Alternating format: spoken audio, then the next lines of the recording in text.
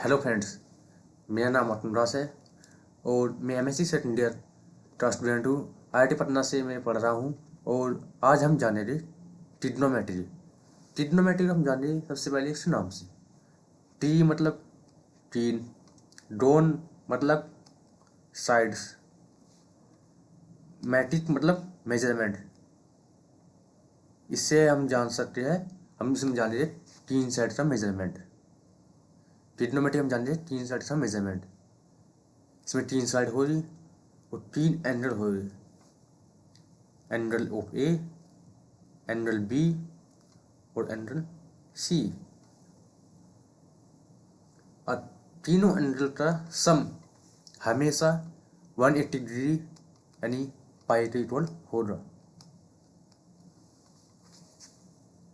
अब हम जानेंगे जब जब साइड गिवन हो, जैसे ए, यह साइड ए है, ए सी साइड ए है और बी ए साइड बी है और सी बी साइड सी है।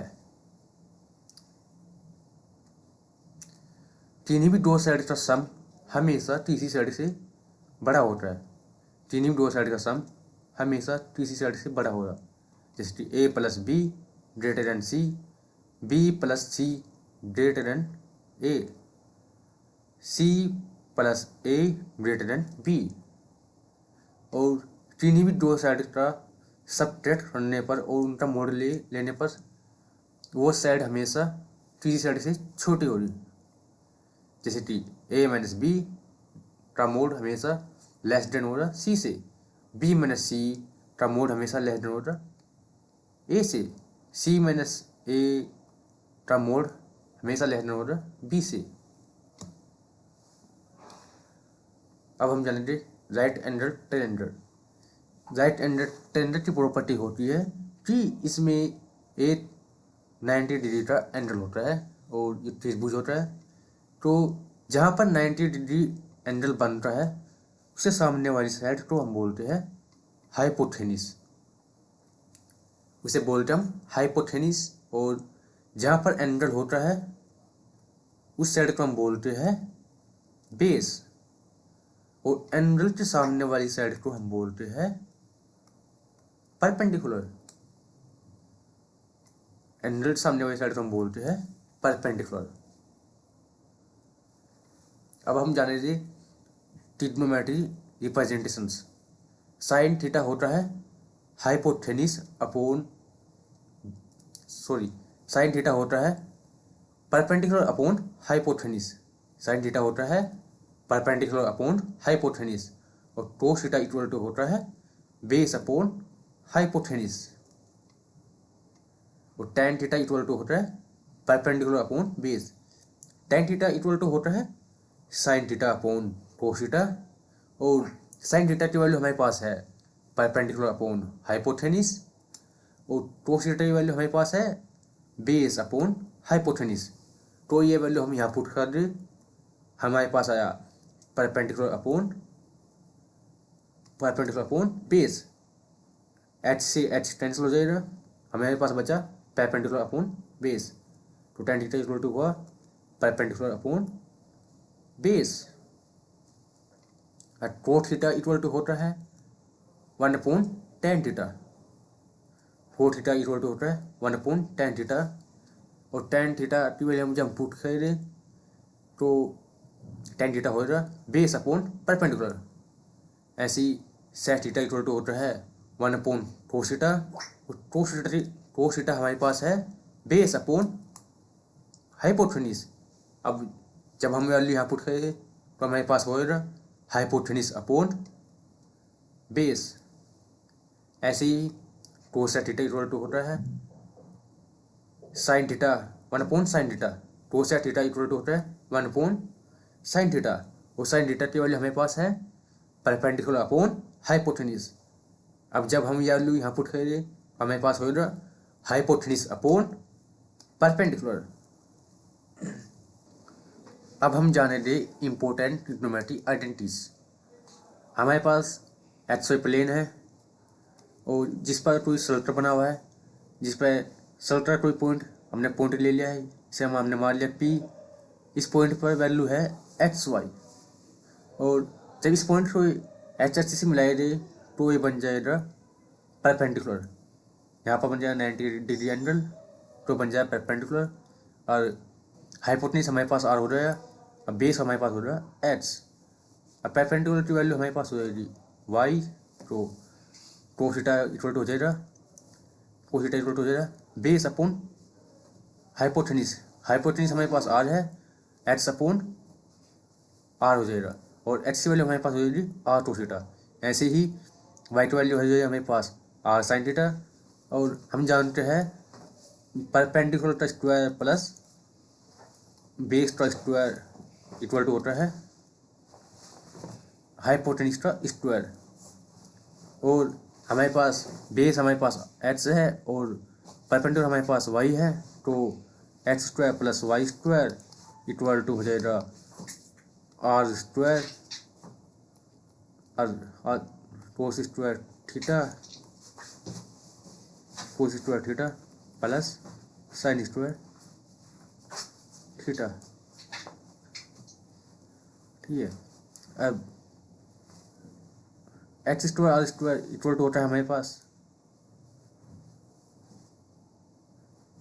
ये X स्क्वायर R स्क्वायर हो जाएगा हमारे पास R स्क्वायर, और R स्क्वायर से R स्क्वायर कैंसिल हो जाएगा, हमारे पास बचा sine square theta plus cos square theta, और sine square theta plus cos square theta हो जाएगा हमारे पास 1।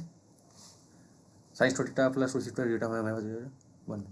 Sine square theta plus cos square theta equal to हो जाएगा हमारे पास 1। ऐसे ही हमारे पास tan थीटा हो जाएगा 1 प्लस tan थीटा स्क्वायर होता है sec square theta equal to होता है 1 प्लस कोट स्क्वायर थीटा होता है cosec theta t square, cosec theta t square के बराबर। अब हम डिस्कस करेंगे क्वेश्चन फर्स्ट। क्वेश्चन हमारे पास है if sec theta plus tan theta equal to 3/2 then find the value of sec theta and tan theta. हम जानते हैं sec theta square minus tan theta square equal to होता है 1। अब हम जानते हैं A square minus B square equal to होता है A plus B into A minus B. अब ये फॉर्मूला हम अप्लाई कर ले, यहाँ हो जाएगा sec theta plus tan theta into sec theta minus tan theta equal to हो जाएगा 1। हम जानते हैं sec theta plus tan theta equal to है 3/2। अब ये वैल्यू हम यहाँ पुट कर दें 3/2 into sec theta minus tan theta equal to हो जाएगा 1। अब हम क्रॉस मल्टीप्लाई कर दें, अब हम कर दे cross multiply sec theta minus tan theta equal to हो जाएगा 2/3। या मेरे पास बन रही इक्वेशन 2। इक्वेशन फर्स्ट हमने मान ली है sec theta plus tan theta equal to 3/2। अब दोनों इक्वेशन को हम ऐड कर लेंगे, दोनों इक्वेशन को ऐड करने पर tan थीटा कैंसिल हो जाएगा, हमारे पास बचेगा 2 sec theta equal to 3/2 plus 2/3। अब हम इसे सिंपलीफाई कर ले, 3 इंटू 3 प्लस 2 इंटू 2 4, तो 9 प्लस 4 13। 9 प्लस 4 हो रहा है हमारे पास 13/6। ये हो जाएगा 2 सेट थीटा के इक्वल। टू तो हम क्रॉस मल्टीप्लाई कर रहे तो हमारे पास हो जाएगा sec theta equal to 13/12। Sec theta equal to हमारे पास 13/12। Sec theta equal to 13/12। अब ये वैल्यू हम कर दे पुट इक्वेशन फर्स्ट में। ये वैल्यू हम कर दे पुट इक्वेशन फर्स्ट में। इक्वेशन फर्स्ट हमारे पास थी sec theta plus tan theta equal to 3/2।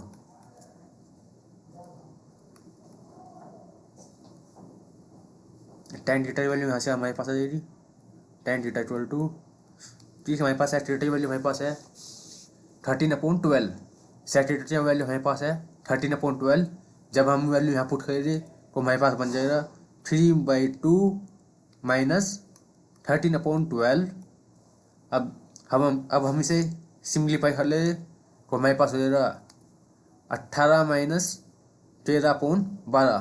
तो हमारे पास हो जाएगा 5/12। यहाँ हमारे पास वैल्यू है tan थीटा की। tan थीटा हमारे पास 5/12। उस सेट थीटा हमारे पास है 13/12। हमने दोनों वैल्यू फाइंड कर ली। Thank you so much. अब हम पढ़े नेक्स्ट क्वेश्चन पर। हेलो फ्रेंड्स, अभी आज हमने पढ़ी है ट्रिग्नोमेट्री की बेसिक प्रॉपर्टीज। अब हम जानेंगे कि क्वेश्चन कैसे सोल्व होता है। हमारे पास एक क्वेश्चन है sin x⁴ upon a cos x⁴ upon b equal to 1/a plus b। हमें वैल्यू फाइंड करनी है sin x⁸ upon a3 plus cos x⁸ upon b3। हमारे पास जो गिवन है हमने वो लिख लिया और कोस को हमने चेंज कर लिया है साइन में, क्योंकि हम जानते हैं कोस x² होता है 1 माइनस साइन स्क्वायर x। हम जानते हैं कोस x² होता है 1 माइनस साइन स्क्वायर x। तो हमने सभी वैल्यू साइन में चेंज कर ली। अब हमने मान लिया t equal to sine square x। हमने मान लिया कि t equal to sine square x। अब हम t की वैल्यू पुट कर ले। हमारे पास t इक्वल टू हो रहा। अब हमारे पास हुआ t² upon a plus 1 minus t का होल स्क्वायर 1 माइनस टी का whole square upon b equal to हो रहा है 1/a प्लस b। अब हम यहाँ पर एलसीएम ले लेंगे। नीचे एलसीएम आया a इंटू p। b की मल्टीप्लाई टी में हो जाएगी और a की मल्टीप्लाई हो जाएगी 1 माइनस टी का होल स्क्वायर में। तो ऐसे हो जाएगा b² plus a into 1 minus t का होल स्क्वायर और अपॉन माया a into b equal to 1/a plus b। अब हम यहाँ पर a माइनस b का होल स्क्वायर का फॉर्मूला खोल रहे हैं। तो अब अभी हो जाएगा b² plus a into 1² plus t² minus 2t upon हो जाएगा a into b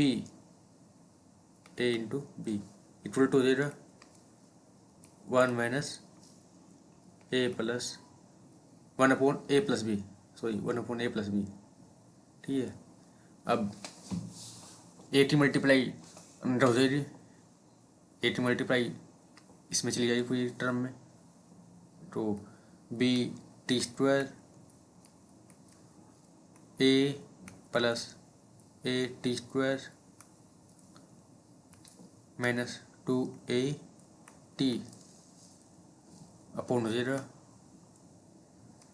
A into b equal to a plus 1/a plus b. अब यहाँ पर टी स्क्वायर कॉमन आ जाएगा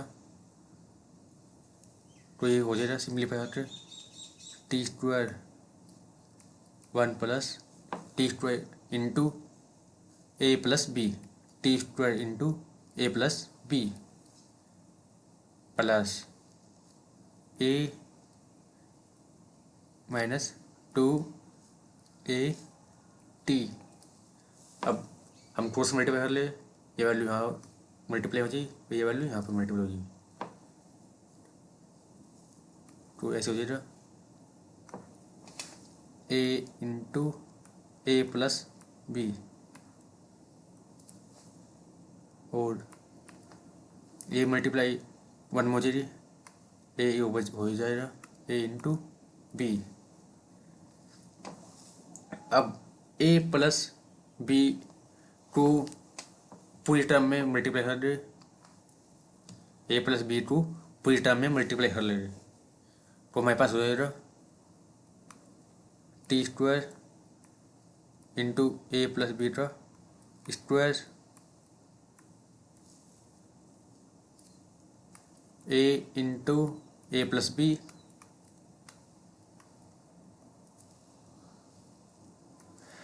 minus 2at into a plus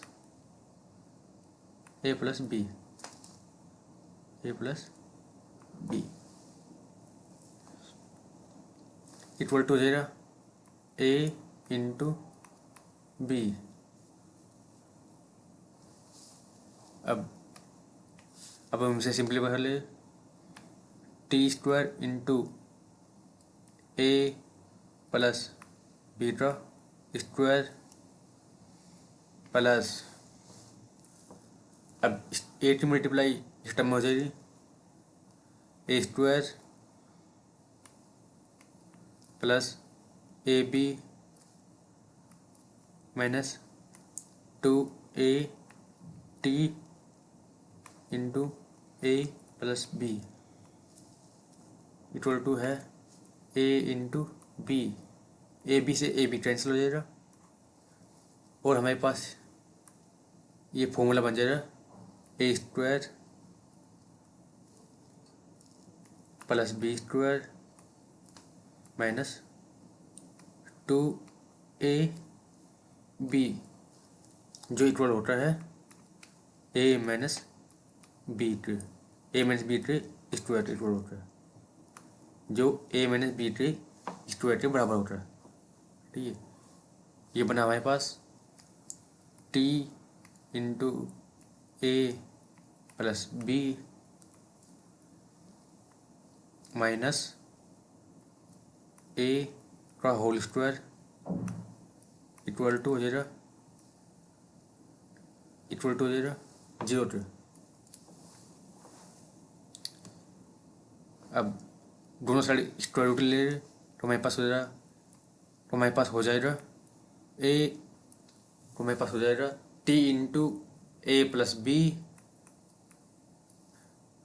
minus a equal to 0।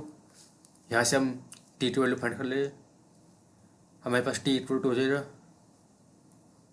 T equal to a upon a plus b और हमने माना है t equal to है sine square, हमने माना है टी इक्वल टू है साइन स्क्वायर एक्स के बराबर। ये हमने माना था कि टी इक्वल टू है साइन स्क्वायर एक्स के बराबर। तो हमारे पास आया sine square x equal to हो जाएगा a upon a plus b. हमें वैल्यू फाइंड करनी है साइन एक्स की power 8 upon a3 plus cos x की पावर 8 अपॉन b3। हमें वैल्यू फाइंड करनी है साइन एक्स की power 8 upon a3 plus cos h की पावर 8/b3। ये हमें वैल्यू फाइंड करनी है। यहाँ से हम वैल्यू फाइंड कर सकते हैं कोस स्क्वायर एच टी। हम जानते हैं cos square H equal to होता है 1 माइनस साइन स्क्वायर एच। तो हमारे पास वैल्यू आ जाएगी b/a+b। या हमारे पास वैल्यू आई कोस स्क्वायर एच टी। अब दोनों वैल्यू हम यहाँ पुट कर ले। हम रख सकते हैं, हम मान सकते हैं साइन स्क्वायर एच की power 4/a3 plus cos H की पावर कोस स्क्वायर एच की पावर 4/b3। ये b3 है और हमारे पास साइन स्क्वायर एच की वैल्यू है और कोस स्क्वायर एच की वैल्यू हमारे पास है। तो हम दोनों वैल्यू यहाँ पे पुट कर ले। तो हमारे पास हो जाएगा a/a+b का a+b/4 अपॉन में जाएगा a3 प्लस ऐसी b/a+b/4 अपॉन में जाएगा हमारे पास b3। अब हमसे सिंपलीफाई कर ले तो हो जाएगा a/4 अपॉन a+b/4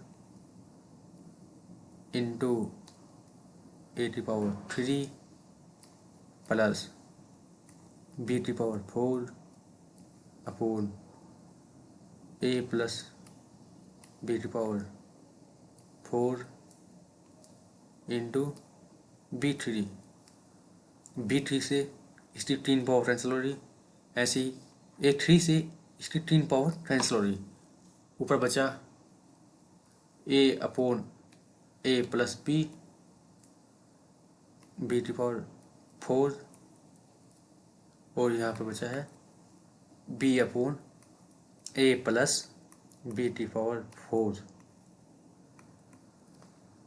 दोनों का एलसीएम a+b/4 आ जाए तो ये हो जाएगा a+b/a+b/4।